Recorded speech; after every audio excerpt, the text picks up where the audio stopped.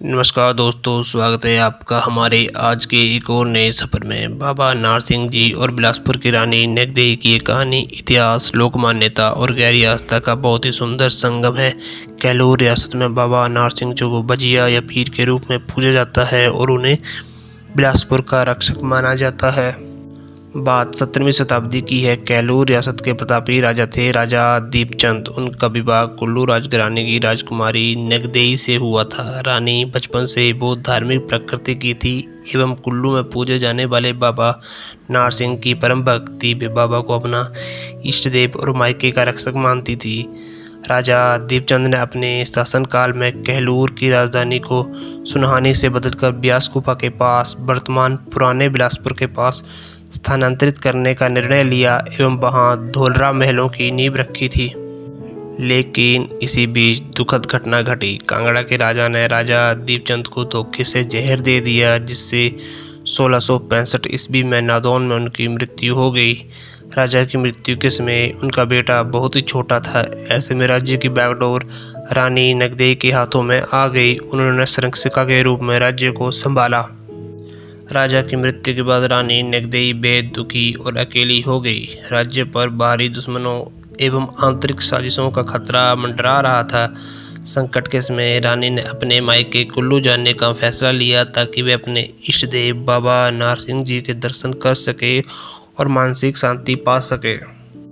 कुल्लू में रहकर उन्होंने बाबा नार सिंह जी की कठिन आराधना शुरू कर दी। लोक कथाओं के अनुसार बाबा नार सिंह जी उनकी भक्ति से बहुत प्रसन्न हुए और उन्हें रानी को दर्शन देकर कहा कि वे उनके साथ बिलासपुर चलने को तैयार हैं ताकि वे उनके परिवार और कैलूर राज्य की रक्षा कर सकें। बाबा नार सिंह जी ने रानी से कहा कि वे एक दिव्य शक्ति पिंडी के रूप में उसके साथ चलेंगे। रानी को लकड़ी की पेटी दी और कहा, इसे सीधे बिलासपुर ले जाना, रास्ते में से कहीं भी ना रखना। जहाँ पर ये पेटी पहली बार रखी जाएगी मैं वहीं स्थापित हो जाऊंगा। रानी बिलासपुर के लिए रवाना हुई। उसके साथ उसके विश्वसनीय कहार और सैनिक थे जो पेटी को बार बार उठा रहे थे। जब वे बिलासपुर के पास धोलरा पहुंचे तो रानी और उसके साथी यात्रा से बहुत थक चुके थे। धोलरा के सुंदर टीलों पर पहुंचकर थकान और असावधानी के कारण कहारों ने उस पेटी को एक पल के लिए जमीन पर रख दिया। जैसे ही पेटी जमीन पर रखी गई, बाबा की आकाशवाणी हुई। उसके निर्देशानुसार अब वे यहीं स्थापित हो गए। रानी ने इसे बाबा की इच्छा मानकर वहां मंदिर निर्माण करवाया। लोक कथाओं के अनुसार बाबा नार सिंह को बजिया भी कहा जाता है। इसके पीछे मान्यता है कि बाबा एक बालक या जादूगर या बाजीगर के रूप में धोलरा के आसपास जंगलों एवं महलों में घूमते थे तथा अपनी दिव्य लीलाएं दिखाते थे। वे लोगों के संकट पल भर में दूर कर देते थे, जिसके कारण बिलासपुर के लोग उन्हें प्यार और आदर से बजिया पुकारने लगे।